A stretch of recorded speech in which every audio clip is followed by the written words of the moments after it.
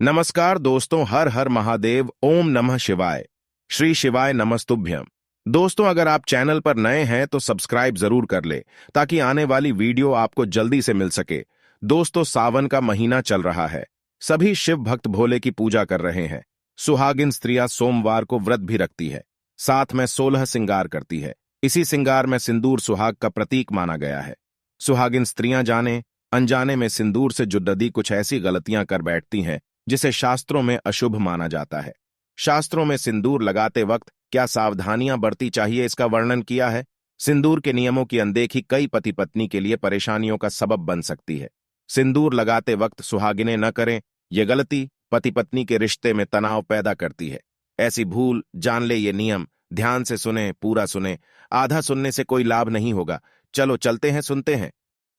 हिंदू विवाह समारोहों में सिंदूर लगाने की रस्म सबसे महत्वपूर्ण रीति रिवाजों में से एक होती है और शादी के बाद भी सिंदूर लगाने के नियम होते हैं जिसे हर एक सुहागिन स्त्री ध्यान में रखती है।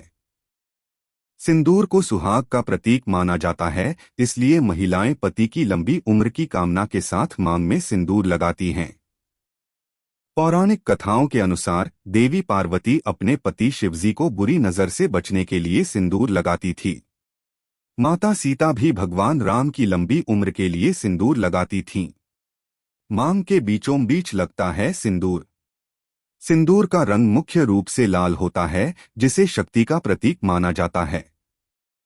यह प्राचीन काल से ही मस्तक के ऐसे बिंदु पर लगाया जाता था जो अधिकांश शारीरिक कार्यों को नियंत्रित करता है। आमतौर पर स्त्रियां अपनी मांग के बीचों बीच सिंदूर लगाती हैं। शरीर विज्ञान के अनुसार यह स्थान ब्रह्मारंध्र और अधमी नामक मर्मस्थान के ठीक ऊपर होता है।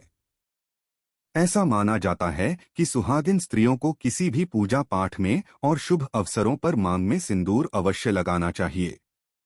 वास्तु और सिंदूर का महत्व। लंबा सिंदूर। शास्त्रों के अनुसार जो महिलाएं मांग में लंबा सिंदूर लगाती है उनके पति को खूब मान सम्मान मिलता है। इसलिए ज्यादातर महिलाएं मांग भरकर सिंदूर लगाती हैं।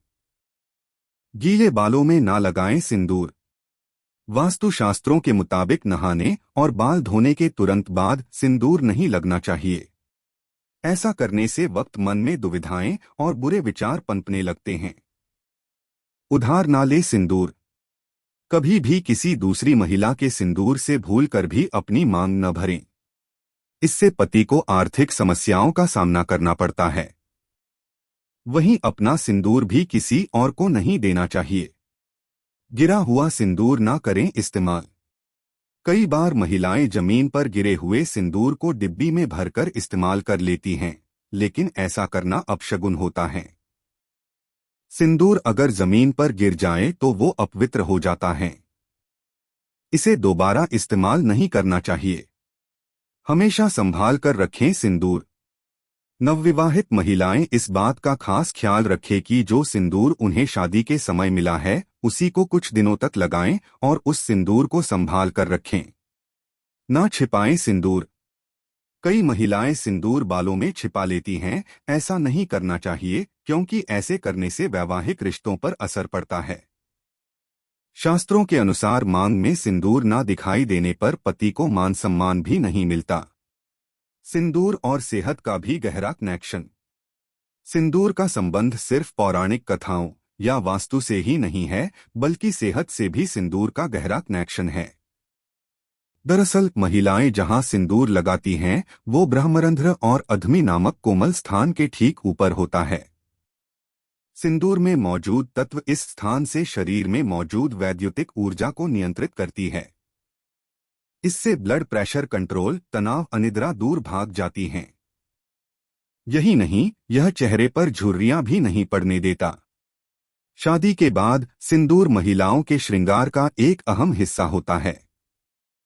लेकिन सिंदूर से जुड़ी कुछ मान्यताएं भी हैं, जैसे सिंदूर के गिरने, बिखरने, किसी चेहरे या पेट पर गिर जाने या फिर फैल जाने के कुछ शुभ तो कुछ अशुभ परिणाम देखने को मिलते हैं। नाक पर सिंदूर का गिरना। अगर मांग में सिंदूर भरते वक्त वो नाक या माथे पर गिरता है तो इसे शुभ माना जाता है। इसका मतलब होता है कि आपके पति से आपको खूब प्यार मिलने वाला है। पेट पर सिंदूर का गिरना। अगर मांग में सिंदूर भरते वक्त वो पेट पर गिरता है तो इसे भी शुभ माना जाता है। इसका मतलब होता है कि आपको आपके बच्चों से खूब प्यार मिलेगा। जमीन पर सिंदूर का गिरना। मांग भरते वक्त सिंदूर अगर जमीन पर गिर जाता है तो मन में अजीब अजीब आशंका आने लगती है। धार्मिक नजरिए से अगर आपके हाथ से सिंदूर दानी छूट जाती है और जमीन पर गिर जाती है तो इसे अशुभ माना गया है। जमीन पर यदि गिर जाए सिंदूर। कई बार ऐसा होता है जब सिंदूर लगाते वक्त वह जमीन पर गिर जाता है। ऐसे में मन में अजीब अजीब आशंका आने लग जाती हैं। अगर आपके हाथ से सिंदूर दानी छूट जाती है और जमीन पर गिर जाती है तो इसे अशुभ माना गया है। वहीं अगर जमीन पर रखी सिंदूर की डिब्बी हाथ लगने से गिर जाती है और सिंदूर होममेड लिक्विड सिंदूर फैल जाता है तो यह अशुभ घटना नहीं है। सिंदूर लगाते वक्त सिंदूर के कुछ अंश यदि जमीन पर गिर जाते हैं तो यह भी अशुभ फल नहीं देता है। पूजा के दौरान सिंदूर का गिर जाना।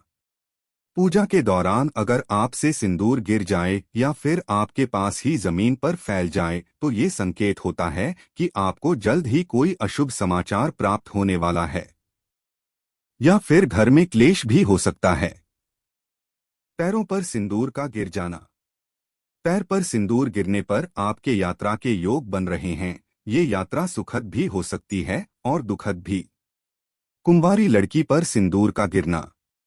कुंवारी लड़की पर सिंदूर गिरना शुभ माना जाता है। खासतौर पर अगर शादी योग्य किसी लड़की पर सिंदूर गिरता है तो ऐसा माना जाता है कि उस कन्या का जल्दी विवाह हो जाएगा। कई जगह ऐसे परंपरा है कि बहन की शादी के वक्त अगर कुंवारी छोटी बहन मांग भरने की रस्म के दौरान अपनी बहन यानी कि दुल्हन की मदद करती है तो उसका जल्द ही विवाह हो जाता है। सिंदूर लगाने के भी हैं नियम। सिंदूर लगाते वक्त इस बातों के हमेशा ध्यान रखना चाहिए, कभी भी शाम के वक्त अपनी मांग न भरें। अगर आपको मांग भरनी है तो सुबह के वक्त ही ये काम करें। अगर सिंदूर जमीन पर गिर गया है तो उसे बरगद के पेड़ के पास रख दें। इस गिरे हुए सिंदूर को अपनी मांग में न भरें। एक सुहागन महिला को माथे पर तिलक लगाने के साथ ही अपनी मांग हमेशा भरनी चाहिए। साथ ही याद रखें, हमेशा अपने ही सिंदूर से अपनी मांग को भरें और किसी से भी अपना सिंदूर शेयर नहीं करें। दोस्तों, अगर आपको हमारी ये वीडियो पसंद आए तो हमारे चैनल को सब्सक्राइब जरूर करें। हर हर महादेव। ओम नमः शिवाय। राधे राधे।